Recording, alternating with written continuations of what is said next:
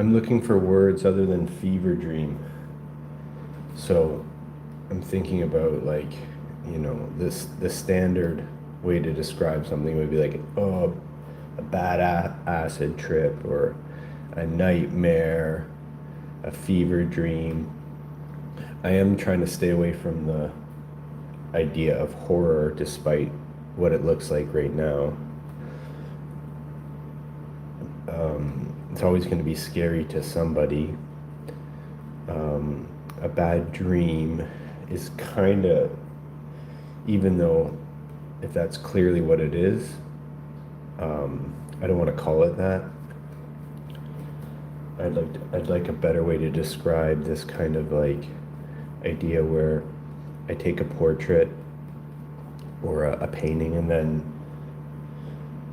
I lay it out, and then I riff and I play with it dramatically and just let my mind take it wherever it wants to go. And often it, you know, has dark elements, and it's scary. However, I'm just tired of calling it a fever dream or a nightmare or a bad dream or an acid trip. I want to call it, I want something else. And surreal, it's not that it's wrong. I'm just done with, I don't know, I'm just done with surreal pop art. Or I had one friend on here that was giving me a bunch of good ideas.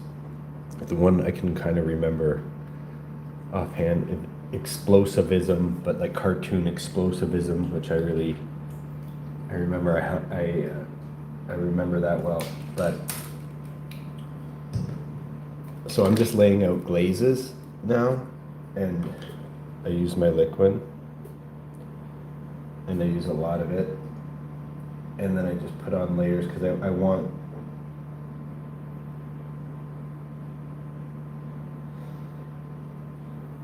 there to be some pretty dramatic shadowing, and I want to play a lot with the darks, and that will help make the painting come to life, especially because that's just what I'm into right now, is pulling imagery from the dark and playing in the shadows quite a bit. And it can really, it's a really strong way to paint. And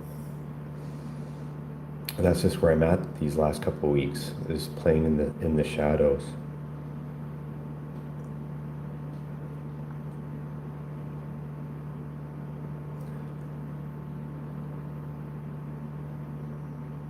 Also, it's a very forgiving process once you've done it a few times. It's very, I find I can really get,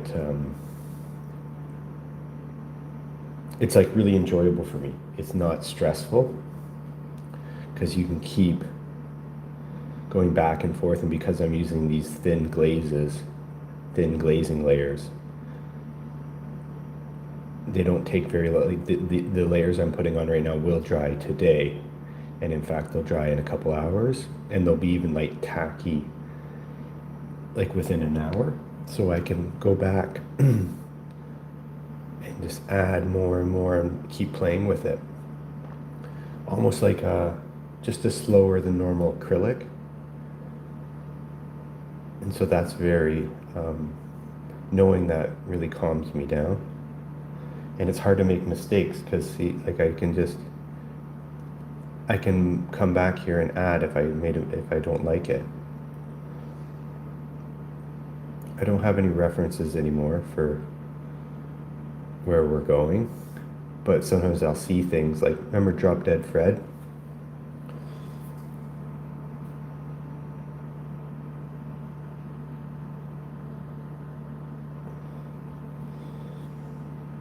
Yes, I woke up to paint. That, it was nice seeing you yesterday. I don't think I got a chance to say hi. I was reading it after. Pyramid Head. What's up? Yeah, so anyways, I did wake up to paint. And it's way easier, not always, but there's like kind of two periods. Middle of the day can be tedious because I feel like I have my brains not as focused. Late at night, things come alive, and first thing in the morning, depending on how I wake up. Because I also feel like there is a bit of, I wouldn't call it pressure, just like if I schedule myself, which I typically do, what I'm doing right now early in the morning, by the end of today, like later tonight, this will be touch dry. So I can go at it hard again. So if I don't do that now, I only kind of get one opportunity if I wait too long in the day to paint. Whereas now I'm going to have two opportunities. Whether I take them or not is another story, but at least I have that option. So by me planning out right now, getting up in the morning and just, my first coffee is still not finished, which is probably as early in the morning as you can get. And by morning, it's noon, right? How embarrassing.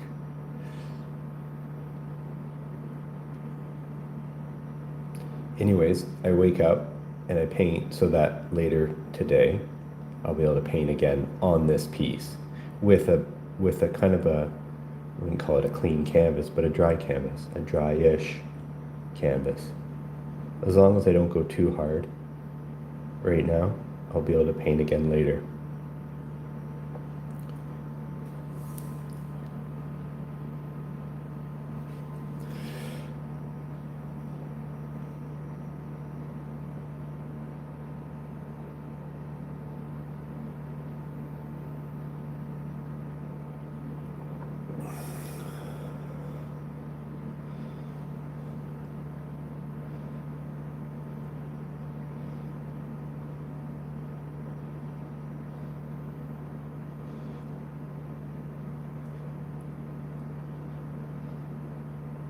I do like the idea of family portraits being deranged. You kind of have the Queen Mother and her lunatic sons, I guess, in this one. They killed the father based on my understanding. And now they just kind of live in, I don't know about hiding, but it's just inevitable that they're not part of the community.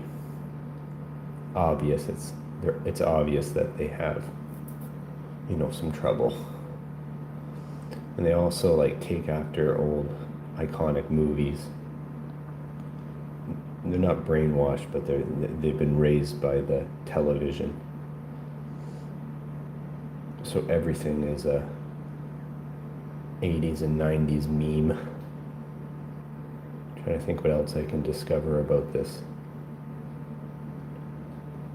family. So the trick, I think, is just laying out the composition, right? You have the four characters, and then you have the shapes of obviously their heads are going to be the focal point, but you have the shapes of their bodies. And as I paint, as I rough it in, as I rough them in, like rough in their shapes and their positions and their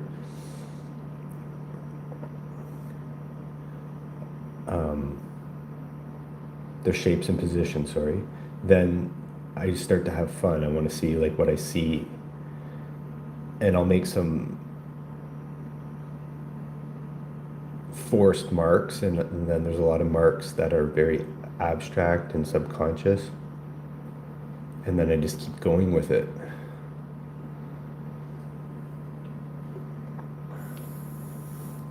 And then it's my job to make that good, like pull out what I see and then just keep refining it until it becomes something that's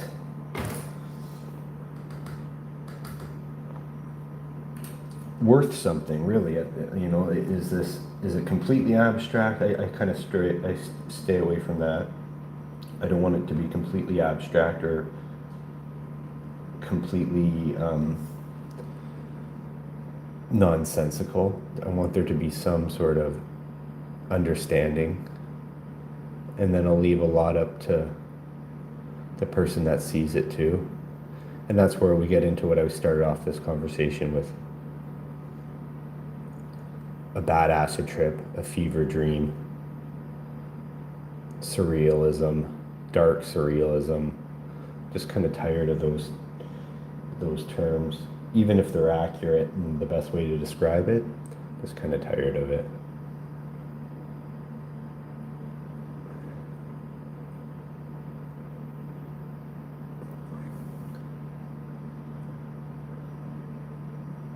But here's a good example right here. There's like this line here, and that's an acrylic line, and I was putting just lines around, and as time goes on I start to use them. I can take it away, or I can use it like it's meant to be there.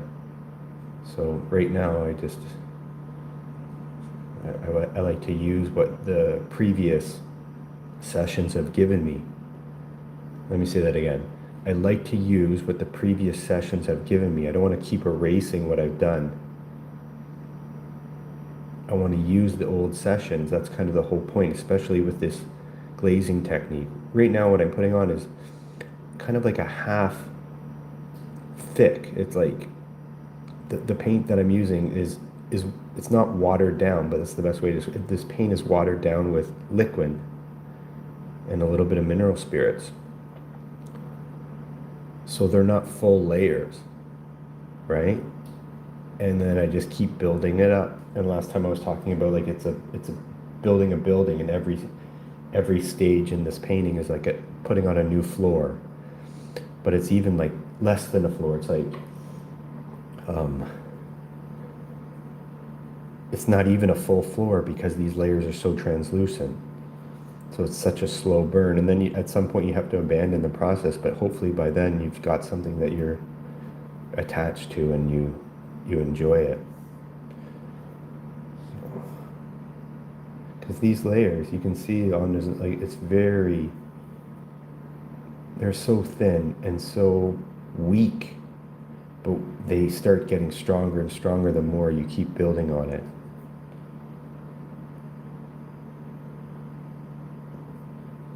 And the more you do this kind of process, you can start to really plan for things and account for things, so you can throw colors in that are nonsensical or that don't really match but they give dimension, and they give especially for skin.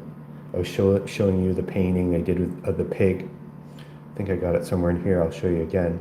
But the pig painting, I really loved how the skin turned out. And the way to do that is to start playing with some of the values and the tones and kind of confusing things. So right now I got some green on my brush, and then I'm just going to work some green in. And you can get really silly with it because again, I know that I'm going to use it and it's going to shift and change as I keep painting. So now is a good time for me to get some weird stuff going on.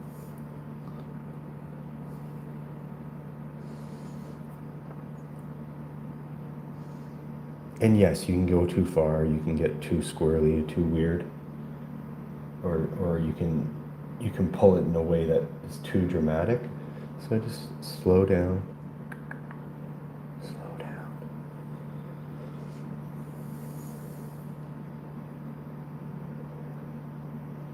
And by going at this pace, if you make a mistake, you can quickly adjust. You can quickly go, no, I don't like that. Let me go backwards and then go a different direction really quickly.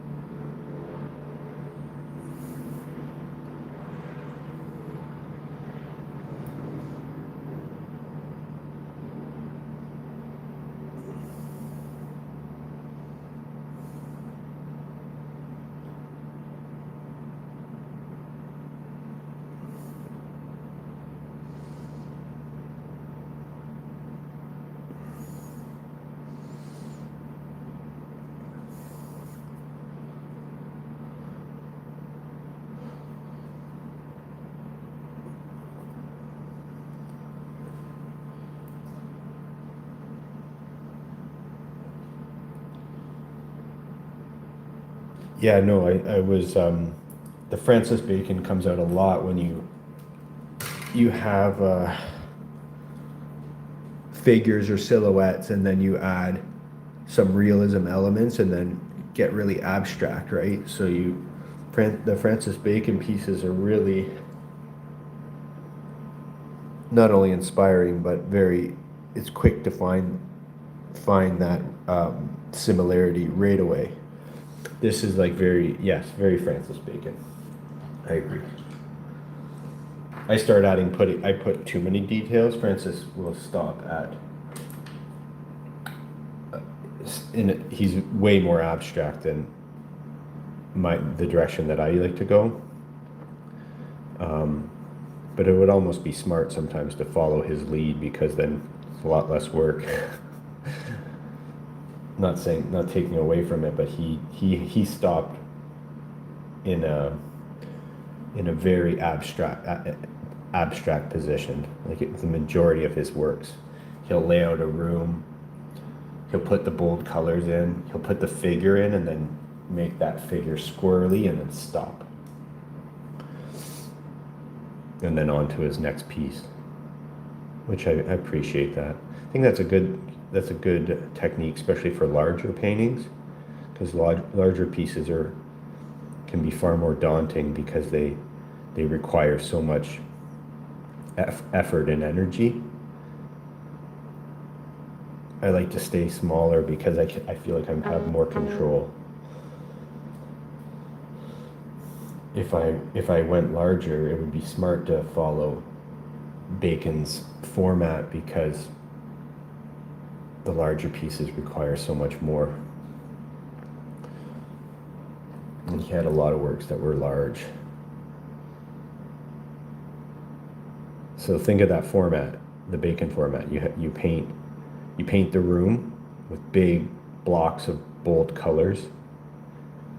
You put your figure in relatively loosely, but it's a clear figure. And then you include the face, but then you go nuts for like, I don't know, like a half an hour. You use the same palette, you don't change the palette either, and you just warp and mess up the face while leaving the majority of the room and the majority of the figure intact. And that unconscious like burst of chaos is kind of where he liked to live. That's my opinion anyway. And you'll see a lot of artists doing that stuff, their own style, but very similar kind of direction, and a lot of similarities as far as like how it's done and where they leave it, where they abandon the painting.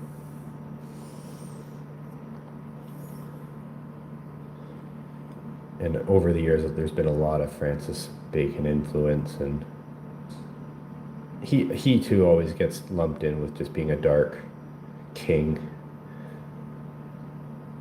But he gets the accolades too, even though he leans into the darkness, which is nice to see, because I think, like I said, like dark, you can paint dark paintings all you want, and they're just as important as something that's very easy on the eyes. However, just be prepared to hang it on your wall indefinitely. I have to remind myself that, because I painted a few things that are super dark, and they stay with me a lot longer than paintings that are a little easier to digest or easier to, like, if art was just a business, I'd be painting a cat with like angel wings. Then you'll sell it. Or you can paint like, in that vein. And sometimes I do with that I just try to put my own kind of spin on it, while trying to keep it as light as possible, but I'll add like okay, let's put a cat with angel wings, but let's put a Transformers helmet on him. Or let's mix him in with some sort of cartoon world. So sometimes I'll play that game, but I still need to put my own spin on it, my own creativity. Like even I painted the Care Bears, but they were having a big party where they're all having intercourse. That was the idea. Like that's what they do up there. But it started with the idea of like Care Bears, right? The very digestible, cute concept. But then I just go, okay, how do I perceive the Care Bears, or what stories do I want to tell? I think at that time there was, I've seen a couple there's been a few really awesome artists that paint toys, like stuffed animals and stuff, and they're really well done. Like, and they're just not necessarily still lifes, but compositions of multiple stuffed animals, and then they build the story around that. It's good. Like I could do that once, you know. I can paint a stuffed animal once, but I couldn't. It would be really hard for me to, okay, whether it sells or not, got to do it again. Another stuffed animal. The only way I could do that is if I started warping them or building a different narrative.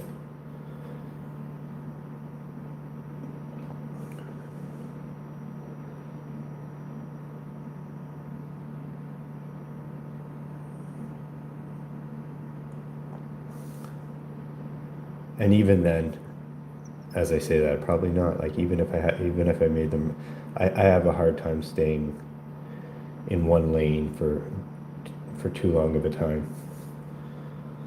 Even with a really good idea, I cannot stay in that world for too long. Even if it's in my best interest, I cannot stay in that world too long. And I've come to accept that, though, quite a while ago now.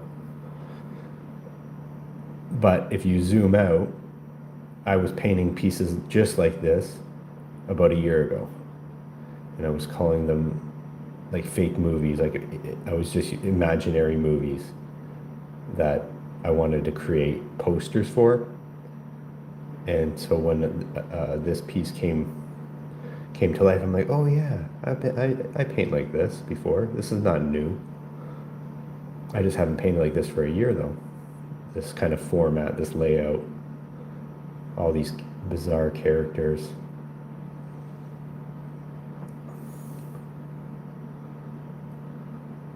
So again, I'm just putting down layers. I really want to come back today, throughout the day maybe, and just keep adding layers here. And make, for instance, this guy's got to come quite a far way. I saw a butterfly there before, so we'll put that in there.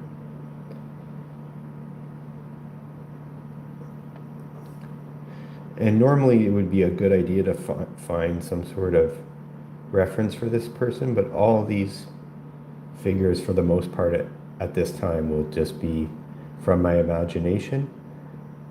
And then I just keep working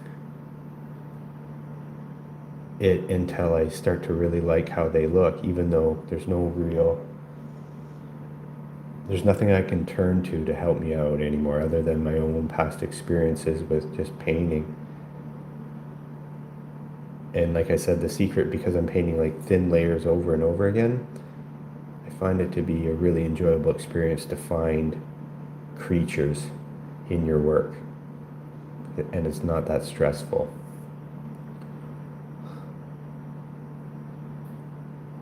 Like I see a bird beak right now. Let me throw that in closer.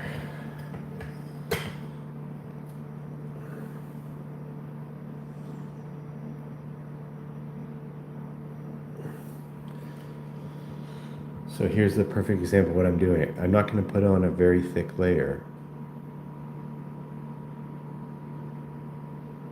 Is it not staying in focus? Sorry.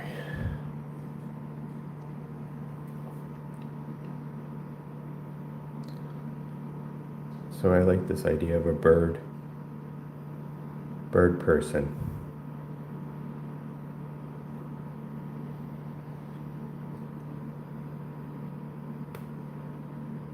And you can see this is not a heavy application of paint right now. It's like it's like half. Because I don't want it to be, I basically made the commitment right off the jump to go, okay, there's going to be a beak here. And I might look at a beak to see where things are at some point.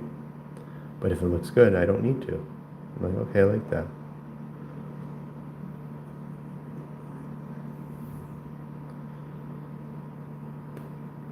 And that's kind of the direction of this. This is a perfect example of what everything I'm rambling on about.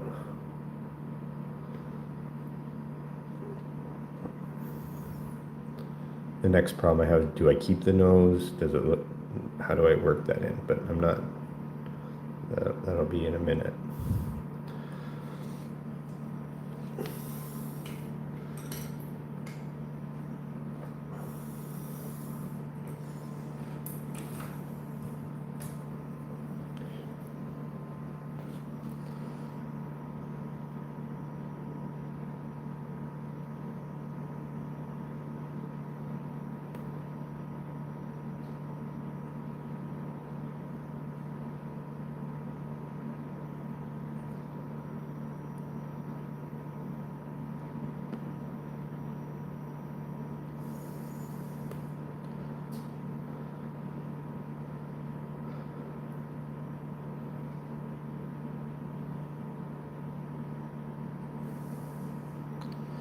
These bird people come way back from like the harmonious Bosch days, where he would do these hellish creatures of half human, half animal, kind of stuck in purgatory kind of things. I'd say he's, I don't know, as far as I know, he's one of the originators of that idea. Not depicting hell, but just like these humanoid mutants. I'm sure there's others, I just don't know any of them. As far as the originator. And I was enamored with that stuff as a kid. Not so much art, but just certain strong imagery. And that's what I always say, like, I don't, it's not so much the art as much as like if you can create a strong imagery, I'm in. Like something that really pulls. Something that really is striking. And I saw that in Bosch's work, even as a kid. I was like, oh, what's this? I'm interested in this.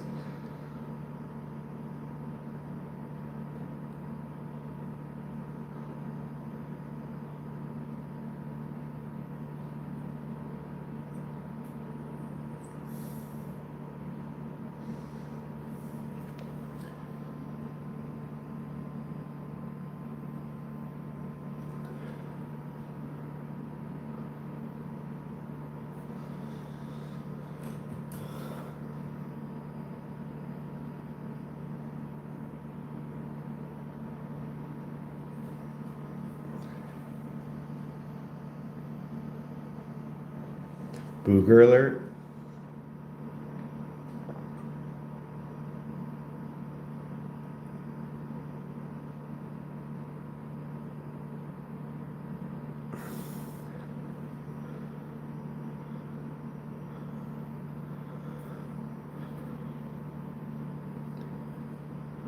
So before I was putting on some shadows with a larger brush, and now it's in my best interest to slow down and put some shadows in, but try to have some influence with it.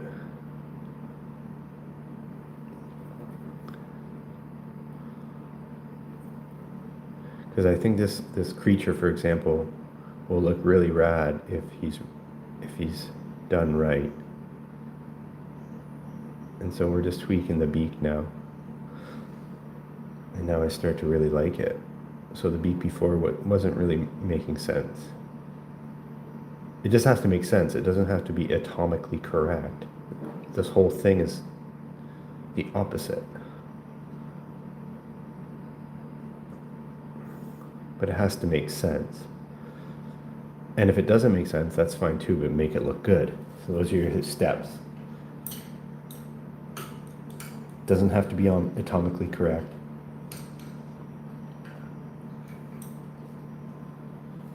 It has to make sense, and if it doesn't make sense, it has to look good. And you kind of want, to make it look good is, just a little bit of time and energy. And we did lose the nose that was under there. That's fine.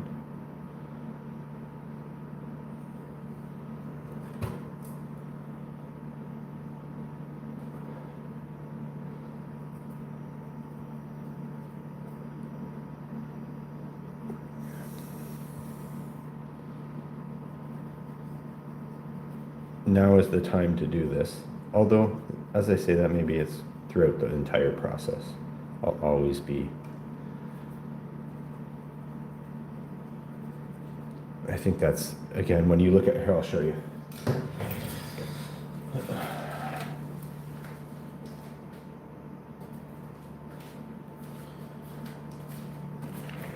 Believe it or not, this painting was inspired by this. And just the skin of the pig made me want to paint faces. So I was like, okay, I've done these compositions before. I want a lot of faces. I don't want to just work on one. These are the size of, 2 or 3 inches, the size of the heads, give or take. And then I want to have fun, but I want to be inspired by that pig because I just really like how it turned out. And I don't want to paint another pig. I think other artists might, not all art, but like other artists would, okay, paint a pig again. But for me, I was like, no, I want to use that same style, but in some faces. So right now I'm just doing that. I'm just adding all these thin layers, but they all come together over time. And I've probably said that now 100 times. But that's what the whole deal is right now. So when I put these yellows in, some of this yellow will end up being visible in the finished piece.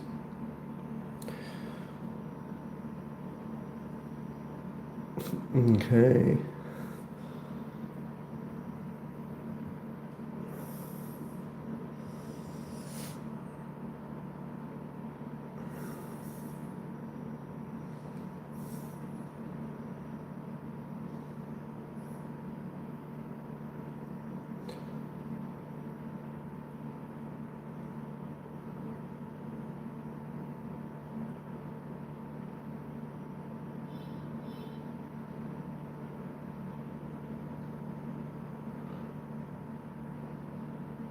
I'm not sure what's happening at all with this guy.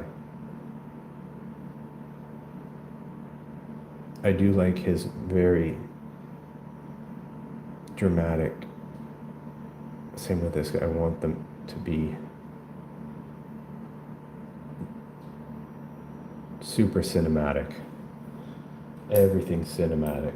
And what I mean by that is just like really high contrast, super dramatic shadows. And that ties in with this glazing operation.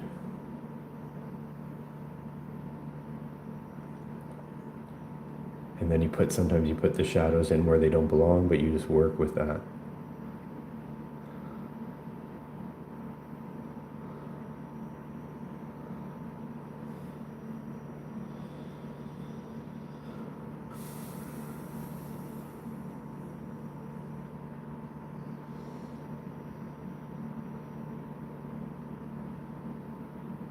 And now when you're painting on top of other previous layers that aren't dry, you're gonna get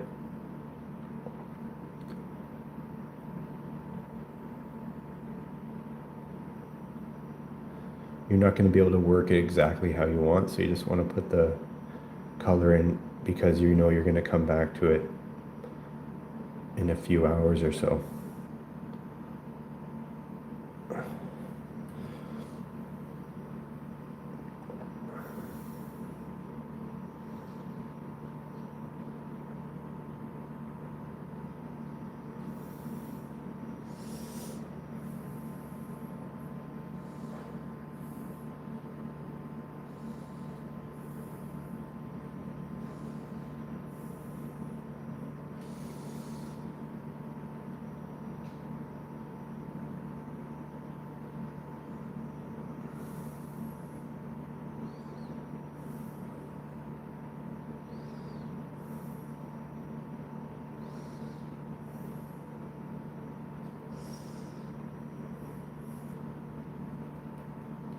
Whoa.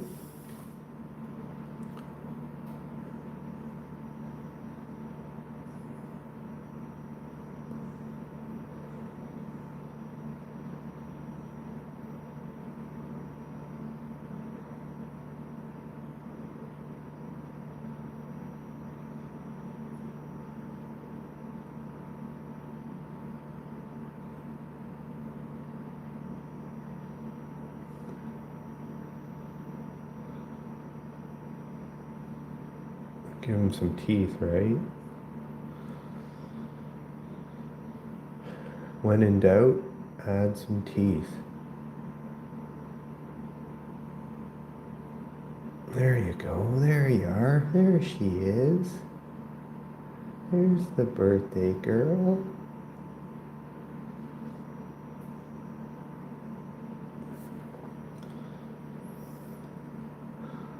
Probably want to add some depth. I'm out of breath. Oh God.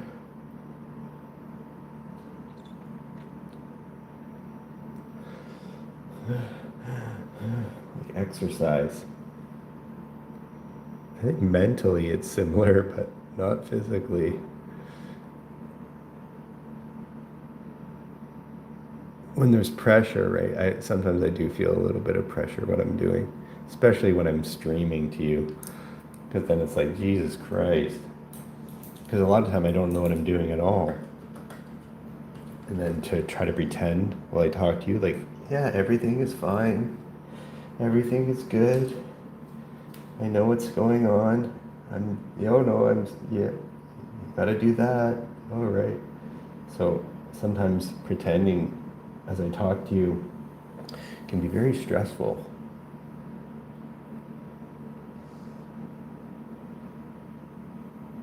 And that might be the difference between somebody who's gone to art school and who hasn't. They just would have an understanding of what they're doing, a better way of explaining it, a better way of articulating their process. Whereas me, it's like as I'm doing it, I'm trying to put it into words what I'm doing. And sometimes that sounds like a lot of horse shit. However, because I've painted so long, it kind of works out for me in the end, just because I've been doing this for so long. If I was talking to you 10 years ago, oh man, I'd be a mess. I would feel a lot more of an imposter. I think I lost that imposter element because I've gone through so much and I still paint. And so it's given me a new perspective where I say I don't care, but there is a real truth to that. Like if no one buys my work, I'm still painting. If I have no money in the bank, I'm still painting. If I get myself into some hot water, I'm still painting. All those things have happened and continue to happen and I'm still painting. So a byproduct of that is that I don't feel like an imposter because I'm just painting. I think I feel like an imposter if I didn't paint very much. You know, if I just had a few works that worked out really well, but I didn't paint as often as I do, that might feel challenging to, there might be something that, because there are some artists that are fantastic and they have a beautiful gift, but they're not on the easel every day, all day. That would be hard for me. It'd be hard for me to justify my own abilities. But that's because I'm also a bit conscientious, and I have, I don't know about low self-esteem, but I'm more self-aware. And my own self-awareness won't let me get very, too ahead of myself. I think it's just honesty.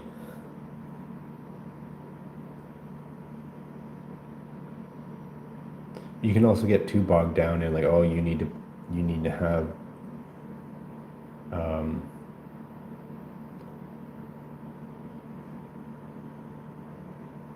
you know, it can get carried away with all the rules and in order to be legitimate or not.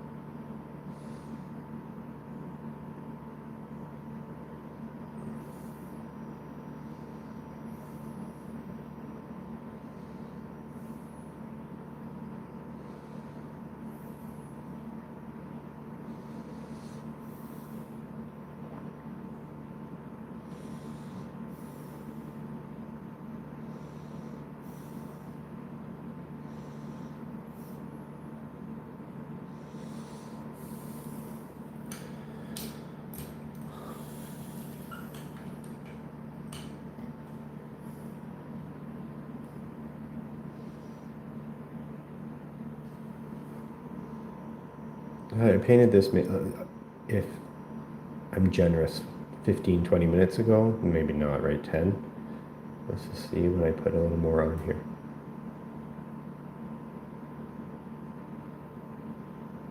Because the liquid does work fast, especially if you're going really light layers. The liquid will dry up pretty fast.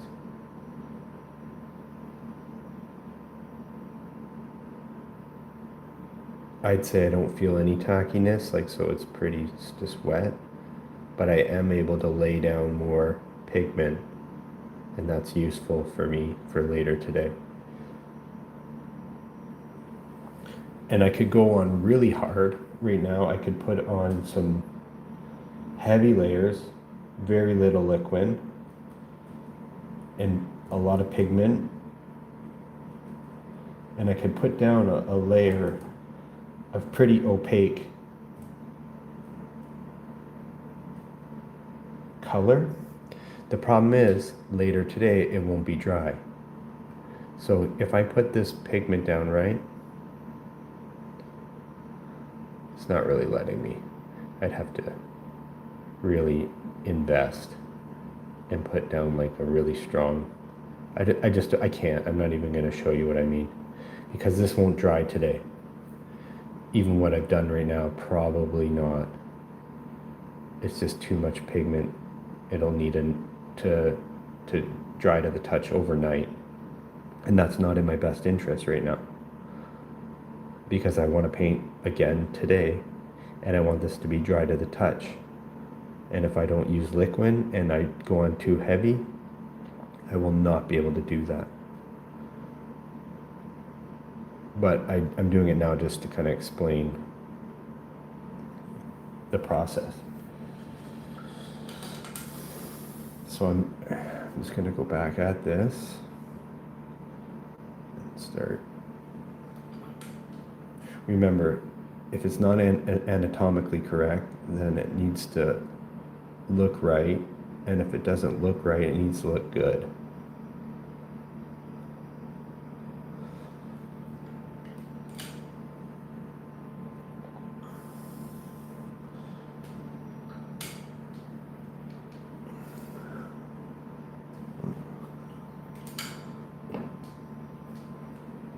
So there's literally no paint on my brush. I'm just pulling some of it. Again, I needed this to dry today.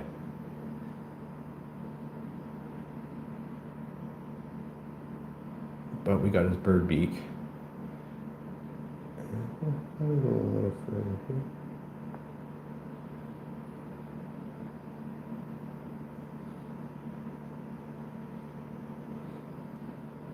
That's stupid. Just stupid.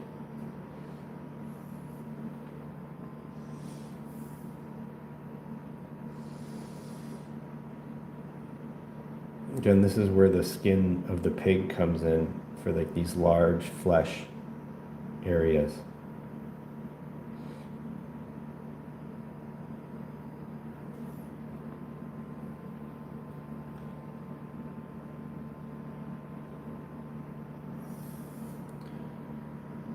Right now I am looking at a reference for a neck, because I just have no idea where these. Again, I bet you that's a difference between someone in art school. They could tell you this bone is, I don't know, like a clavicle, and what these, they'd be able to probably articulate the anatomy of the human body. And as I get older, it's like, yeah, I see that as a definite value to have studied in school, like the human body and drawings and stuff. I rely on references because I have to. There are artists that can paint the human body because they've done it so many times from their own references in their head, and I admire that. I think that's a great, not only a talent, but a really great tool, and I think it's awesome. Because I used to be pretty proud, you know, I didn't go to art school, right? I was self-taught. As I age, I really think art school is awesome. I don't think, I'm still proud of where I've got myself, but I also really think, the only problem is, I don't think you know you're going to be an artist till later in life. And maybe art school will always be an added value, but I think like now is the time. I'm 42. Art school would make sense for me now, as far as like, you know, drawing classes and dedicating yourself to learning what the brushes are called. I probably don't need a 4-year degree at this point, but I would love to know what brush this is. I have no idea. The names of things and the tools. It took me a long time to learn how to mix my paints. I probably would have learned that in art school, so it would have saved me time, but I've done a lot of experimenting. So a lot of things I learned myself, and so I have my own kind of way, which then adds to my style. So that's kind of like a counterpoint to art school. But how do you know you're going to paint every day for the, like, how you know you're going to dedicate yourself at 20 years old or 18 years old? I don't know too many. I've known way more artists that have changed courses than have stuck with it. Like really good artists. I've seen really great artists, and they had so much potential, and they went a different way. And I even think they knew what they had, and they made a decision, no, I'm not going to dedicate my life to this. Like, wow, that's crazy. And maybe they come back to it when they're older, totally possible.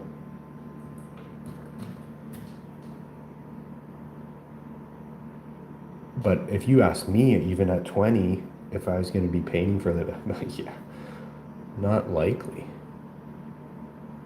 Not likely. I've always liked the arts, but I had no idea that it would unfold in this way. So you're seeing the skin here come to life quite a bit, which I like. Let's get that same effect here.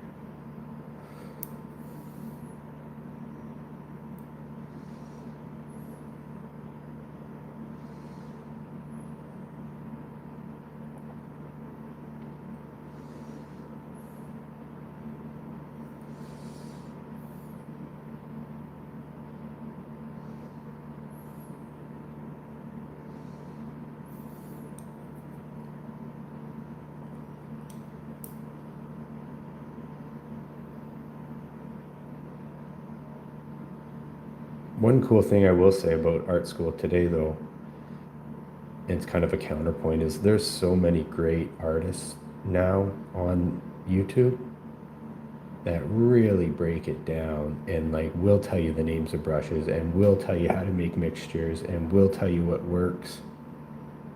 And they will tell you, even if they're not like masterful painters, they have such a understanding of the process, and their understanding is masterful. Their painting skills are good and even great, but their ability to explain and guide you is phenomenal. And I feel like that's as good as any class that you're going to take, unless you're like studying the philosophy of art history and the impact of art history. Like maybe even then I'm imagining there's going to be videos online for that. So I think like we are in a new age. Like if you want to learn how to paint, all the tutorials and some great, even some masters on there on YouTube that will just tell you do this and then do this, and you just keep watching their videos. Especially I could be playing their video right now while I'm painting.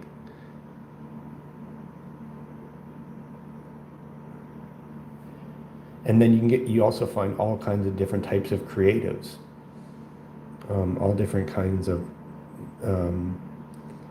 mediums and the way that people use work and do their work. I've always been interested in like the tablet painting. I've never done it, but like I would watch for now, if I ever get a tablet and then want to do like digital art, I will definitely watch hours of tutorials on how to paint on a tablet, because I have no idea. I'm somewhat familiar with Photoshop, but I'm not. What's the app? The app is one of them anyways. I forget the name. Procreate maybe. So I would just learn from some of these people that create incredible work on their tablet. Now, it's something that I never have personally dove into because I don't want to take away time from what I'm doing right now, even to learn a new skill at this point in my life. I think if I was younger, I'd say it's a must. But now that I'm older, it's like, no, I really want to. I've made a decision quite a while ago to just be a painter. Acrylics and oils, that's about it. I'll have experiments and like some fun side projects, but overall it's just, I'm an oil painter, man. That's what I do.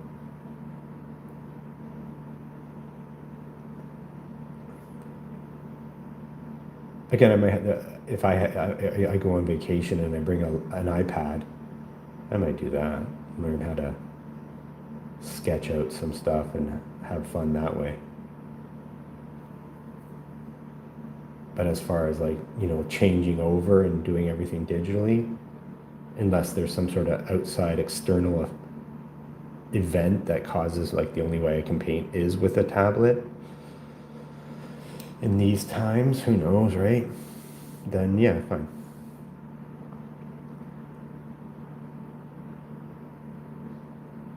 But you know what was interesting? Remember the NFT boom?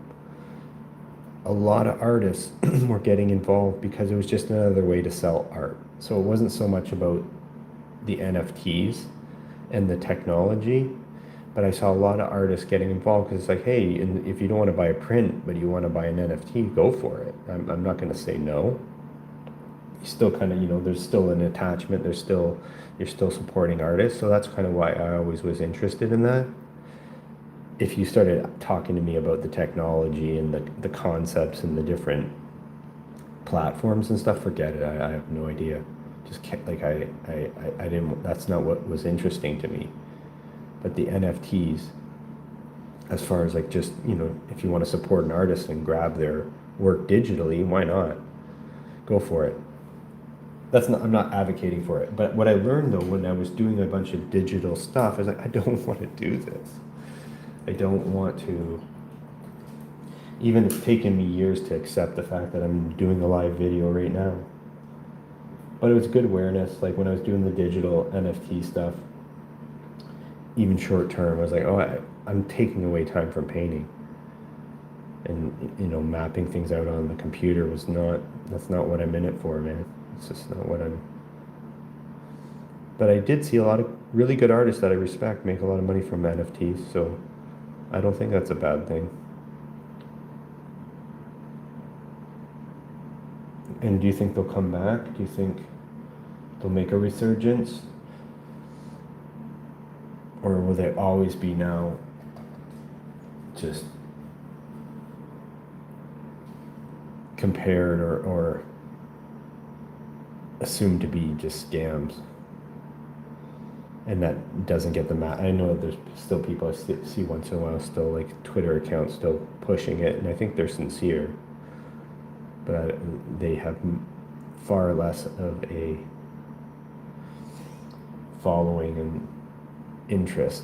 But I always wonder, like, if the world shifts, I think one thing that, like, we were all stuck in the house when NFTs were going berserk. So maybe if that happens again and there's no way, like, maybe you got to play the game.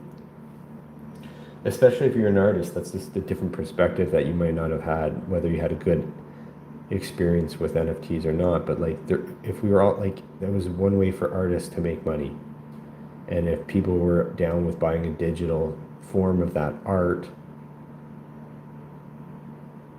even if it was on speculation that it would be more valuable later, it was just a digital print. That's how I was sold. That's how I got sold on it and how I had to think about it, because then it made it seem more not as silly.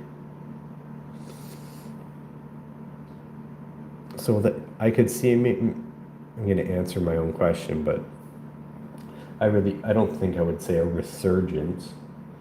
But if humanity's ever put into a corner again and everyone's stuck at home, you might see NFTs make a comeback.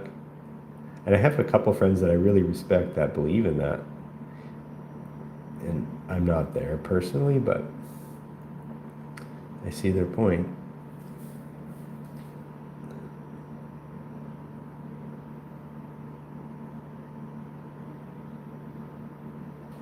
But my main point about that is just, I did see, I was spending a lot of time doing digital stuff, like to the best that I could do with what the resources I had. And I just like, even if this makes money, I'm not doing what I love. And that was kind of a huge awareness, because that was the last time I really diverted from my paintings, was back when NFTs were really happening. And I thought, oh, I better get on this and gotta do it and try to make money from selling my art this way. But it really it took me away from physically painting as much as I was normally. And once the boom, once I realized that, oh, this is insane, and I can see it. It's, I don't think it's a long game. It's a long play. And I took a step back. I was like, oh, I'm so glad I'm out of here. I'm out.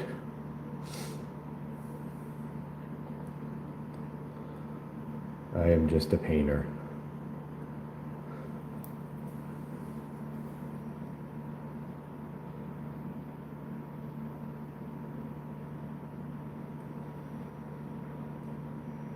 But I'm just going to close on this idea. If artists can make money doing it, selling the thing, I am all for it. And that's why I think it was a good thing. Like, remember Beeple? Remember the rise of Beeple? I sold more like art, like for Pollock prices. That was such a trip, man, when that was peaking like that. I'm so happy for that guy. Like, and it was like it was a one-time deal. He was like the lottery winner. Yeah, I that was a wild. Best case scenario. And well deserving. And it's just wild. It's just wild to see that.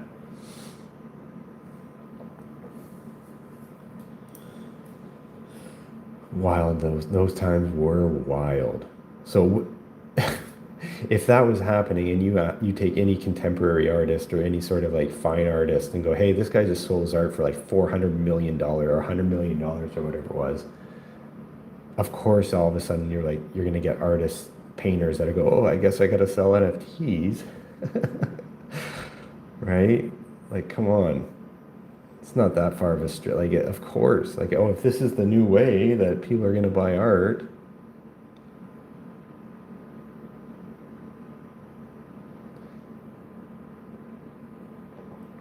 and then that comes with a lot of people who are really good on the computer that aren't necessarily quote unquote artists, but they're just fantastic at creating, at marketing, and that's I guess a different form of art, but like they just played a different game. So you had all these different worlds mashing together.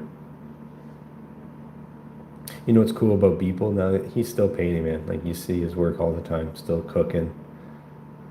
The money didn't change that guy. Actually, now that I think about it, he didn't fly off to Bermuda.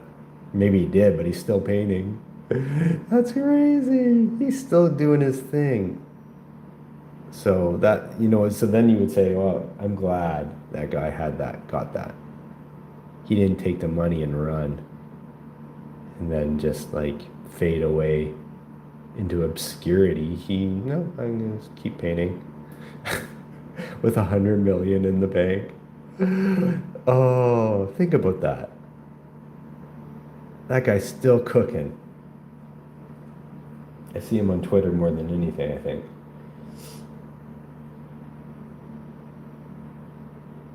But good for him. Like that's actually, the more I think about that, the more inspirational that is actually. He doesn't need to do a damn thing. He could even create work and not even show it, but he's out there like, oh, this is what I'm into now. This is what I'm cooking. He's usually, he does a lot of work that is like pop culture and political and time sensitive. And he's still cooking daily. Yeah, that's fascinating the more I think about it.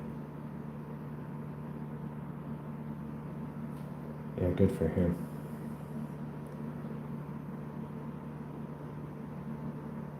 I think it's admirable because I think most people their life would have shifted way more than his did. Most people. If I had 100 million, probably make more movies, like kind of like B flicks maybe. But again, I think I've learned my lesson over time. Like, even I just like to paint. It would change the pressure I put on myself. I don't know what that would do to me.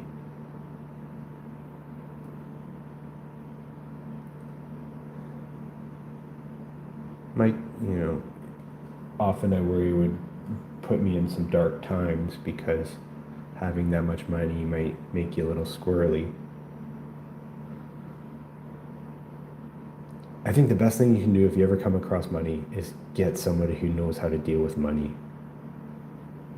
An uncle or a friend that's like gone through it for a long time, and they just know where to put it all, and like how to get you like funds monthly. I think that's the secret, because you always hear about the lottery winners bottoming out after 3 years. If they just would have had like somebody who actually had their best interest at heart, they could be living off like, you know, $1 million a year and feeling like doing really well, and their money would just accumulate. I don't have to worry about any of that today, but that's what I would do. Get a friend to help you sort out your millions.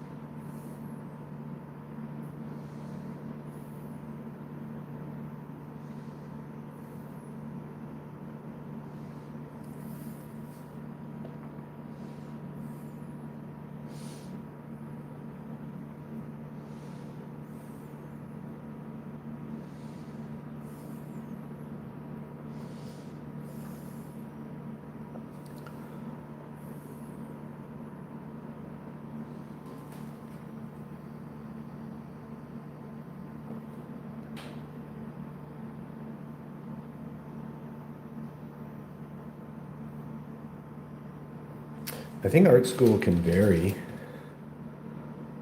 I think like a prestigious art school would be expensive. I guess what country you're in. I think now I'm always open to like really artists that are experienced and well established. They have courses and stuff. I'd be really open to that. I'd say that would be your best bet.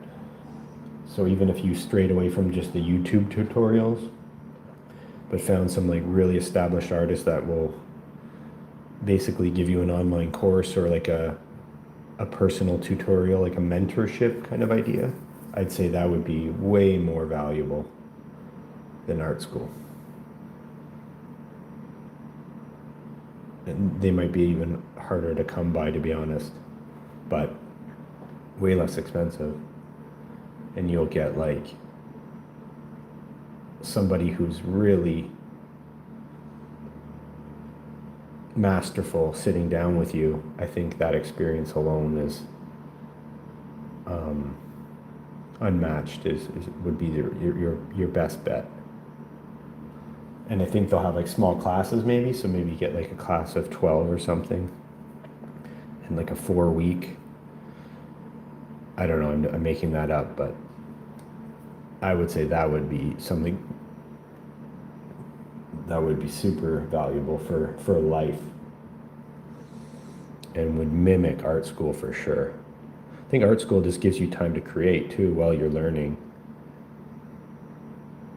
But again, I think the thing with art, like, I'm really interested in art history now, and artists that have come before me. I was not interested in that when I was 25. I didn't care about other artists when I was younger. I'm only fascinated with Blind Dweller's channel now, and like the walkthrough of like certain works of art that are astounding and wild. I'm only fascinated with that Now it's like almost like an acquired taste. When you're a kid and you have your first cup of coffee, it's the worst. And then now it's essential. That's how I feel about like art history and learning about techniques and stuff. So I don't know about art school. That would be my overall, at the end of the day, I don't know, because it depends on your mindset, where you're at.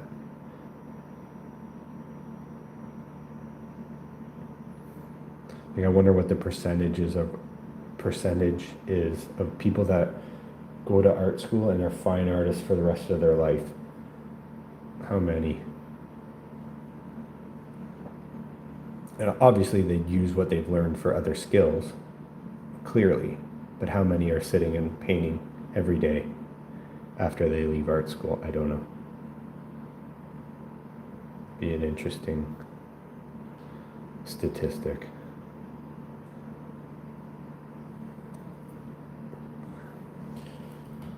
And I wonder if art school tells you that, if they're honest about that. Okay, the 100 of you that are in this class, only 4 of you will paint for a living. Or am I wrong about that? Is it half of you will paint for a living? I don't know. I'm just guessing.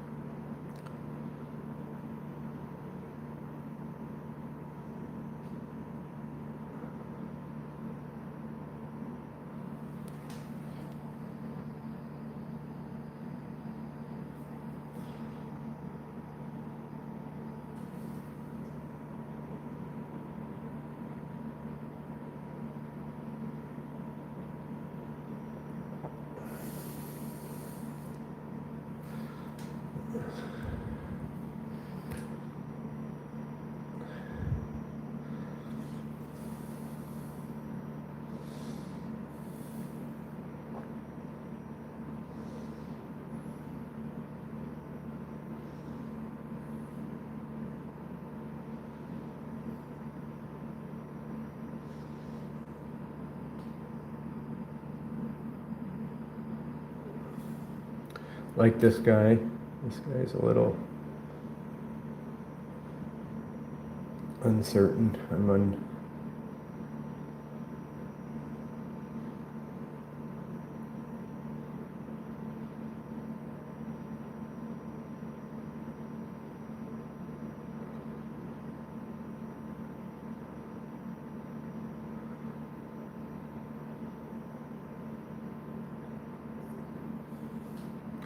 I'm actually still not feeling her chest completely. I want it to be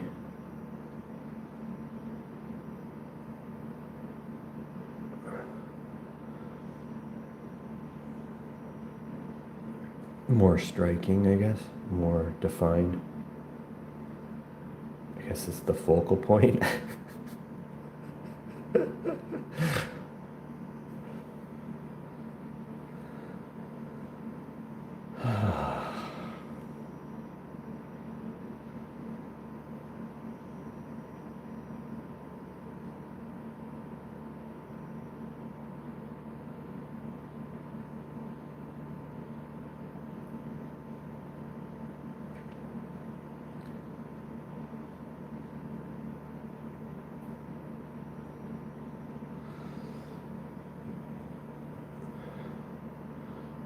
So now we're going to get a little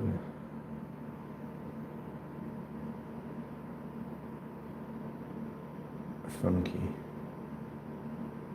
I'm actually going to lose that eye.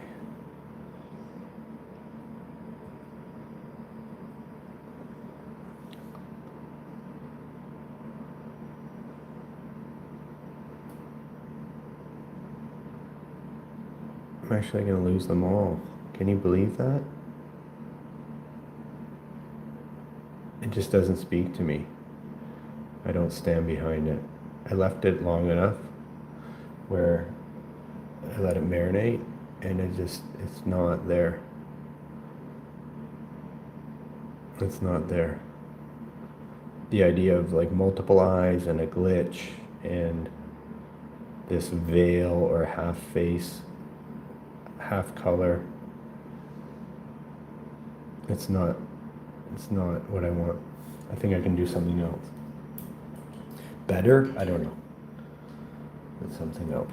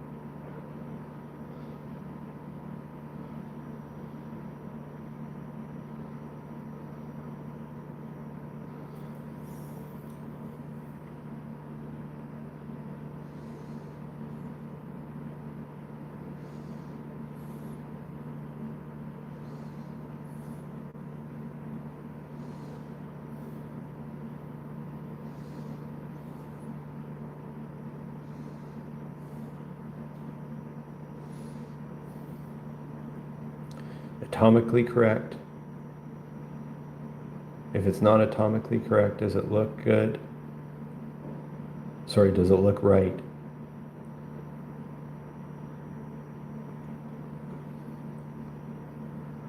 And if it doesn't look right, does it look good? I think that's what I was laying out before. Maybe not. I forget already.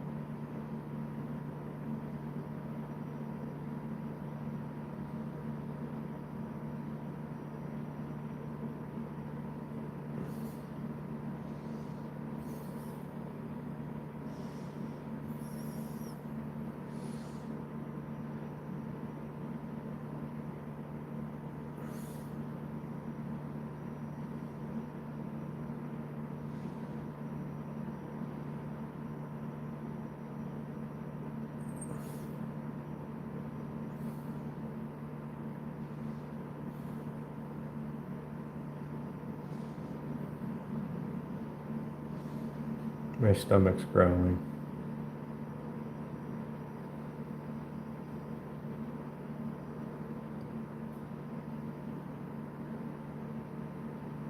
Let's make his tongue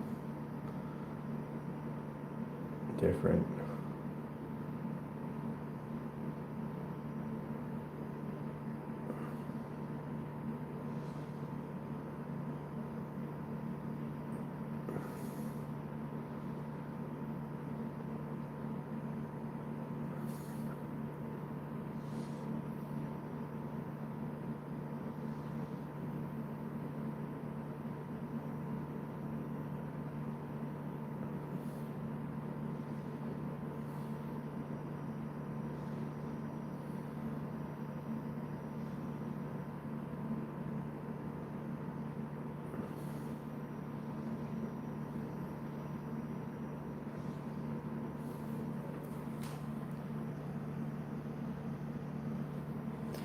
Timo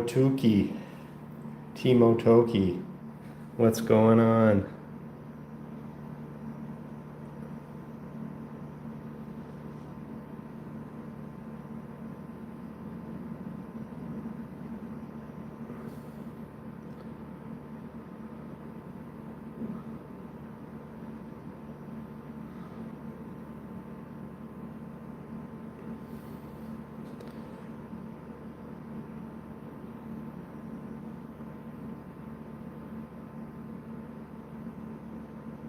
And just like that, his tongue is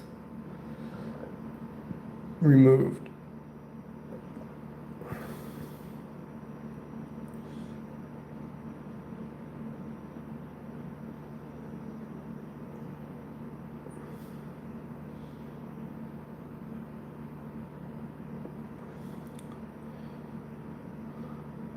So why I do things like this right now is, again, I know there's more to be done on this piece. So I'm just kind of, because I'm wrapping up now, I'm just laying out some firm shapes that I know I'm going to work with later today, after this is a little more dry.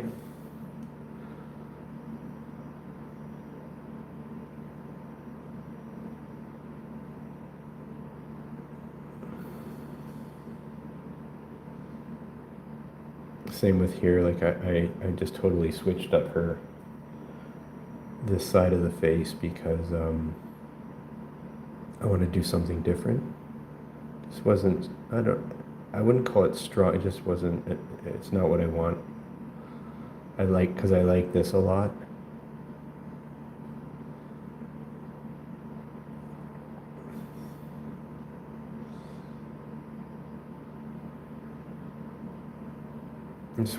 I just wanted to change. I actually don't really have a good explanation other than it wasn't it. It just wasn't it. Here's the thing though, I don't know what it will be. But I am pretty confident that what I had wasn't it.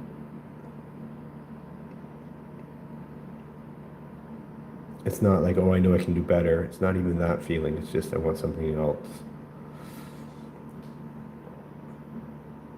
Pretty subjective, I think.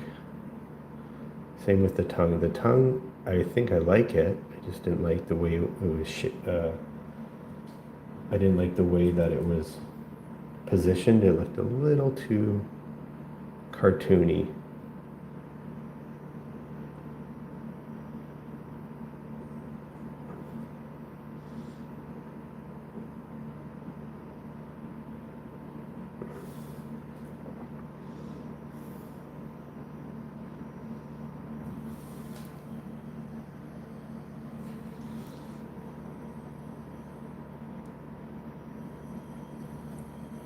Remember, when in doubt, throw some teeth in there.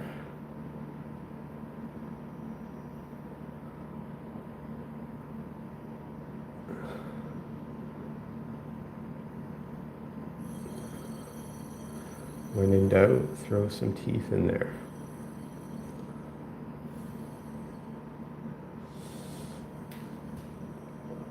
Maybe his tongue comes like down.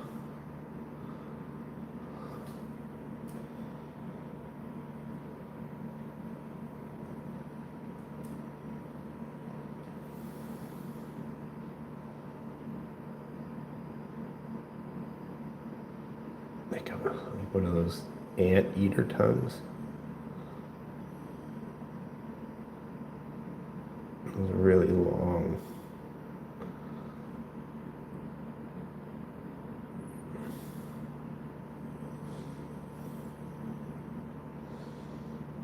Keep going, man. Just keep going. Keep going.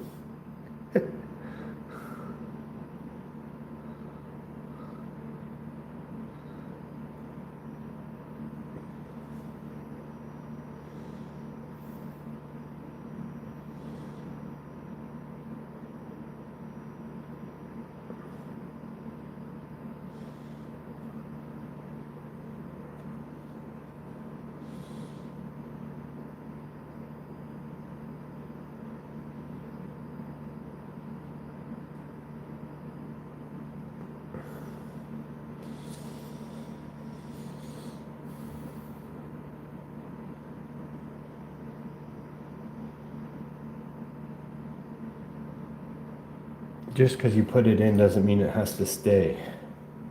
I'm in the middle of an experiment.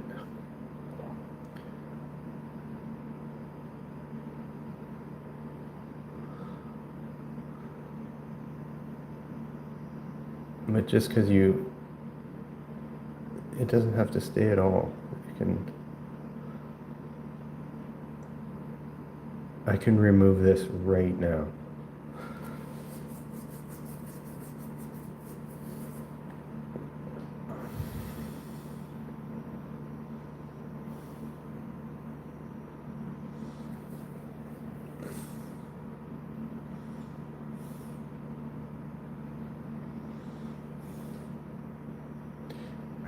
I just saw he has little lips. We'll give him like a smooch. Give daddy a smooch. There you go. Oh, little heart-shaped lips. That's good.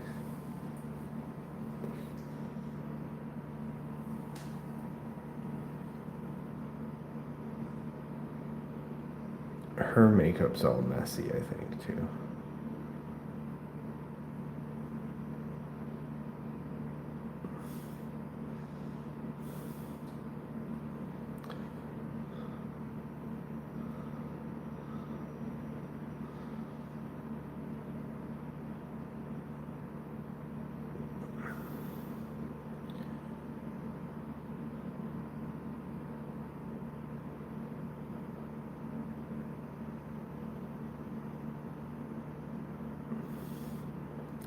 So when I come back to this piece, I will put like a layer of glaze of a dark wash over pretty much the entire thing. It'll unify it, and then it'll give me another starting point for the next session. So that's why I put this tongue in here now.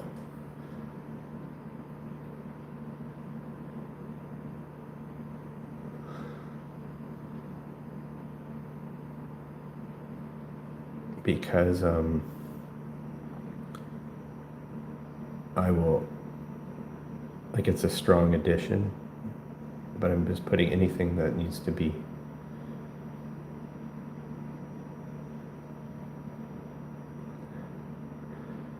laid out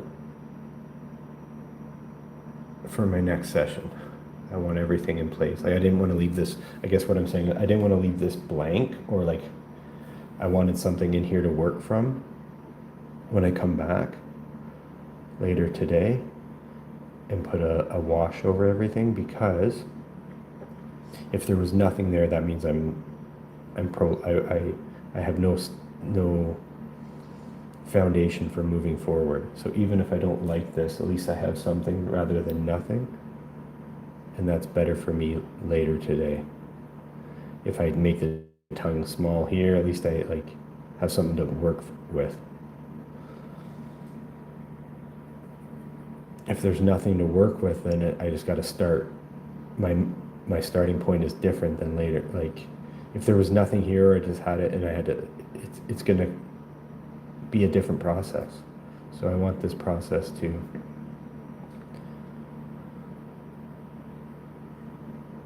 be further along. So in order to get it further along, get something in there, even if it has to change. Right, these eyes are completely gone now, so when I come back on here, I have a clean slate.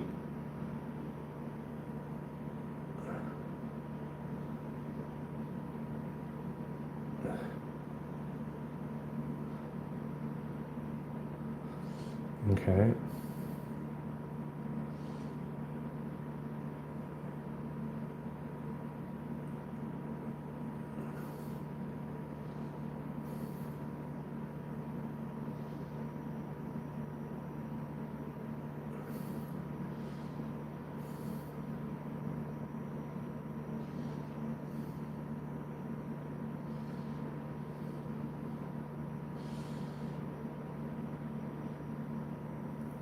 I'll even add a little more shadow here.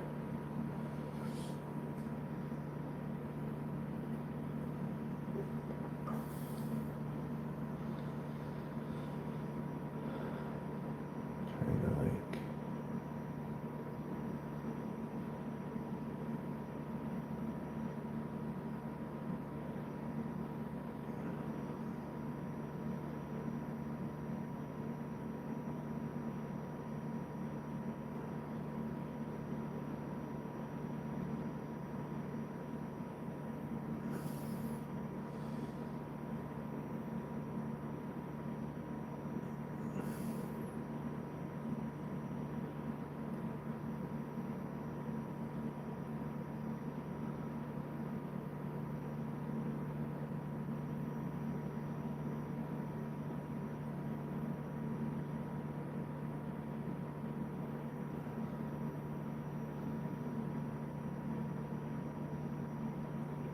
Now is the time to put some harsh marks.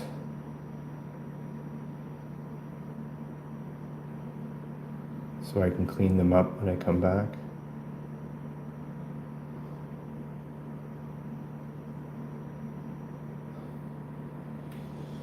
Like, I don't love that tongue, but I know that it's something to work from when I come back.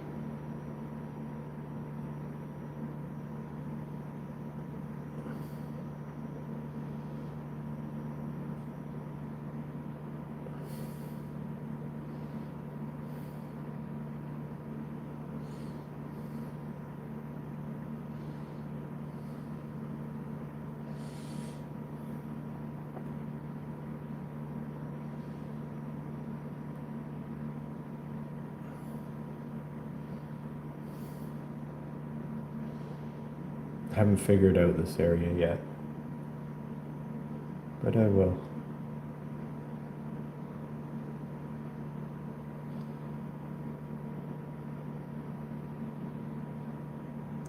I don't have a lot to work with here when I come back, but it's just keep tinkering away.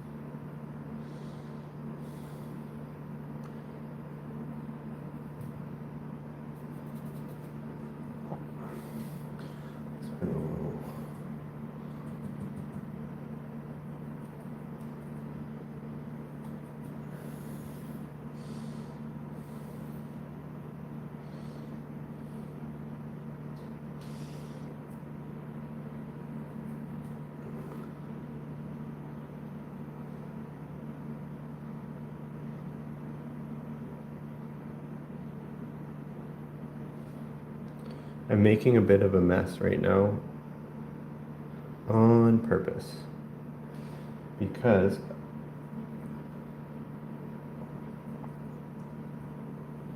the whole objective is to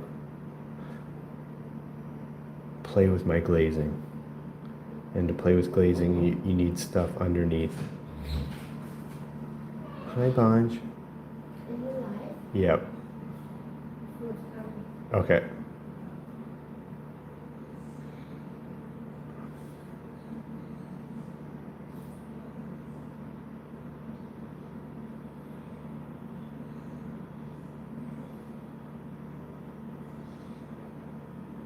So if I don't have these streaks, these marks, these defining when I want to play with these when I come back, but I want them to be somewhat dry. That's why I put them in.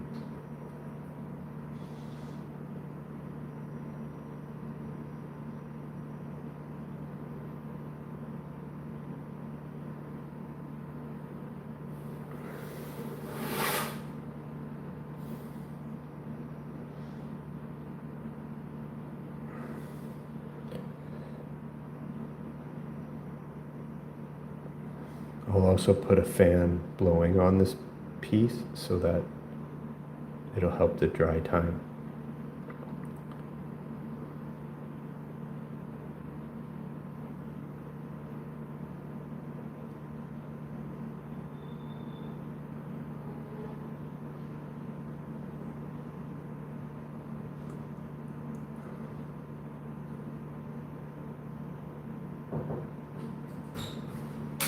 Okay. Ciao, everyone. Thanks for watching. I'm out.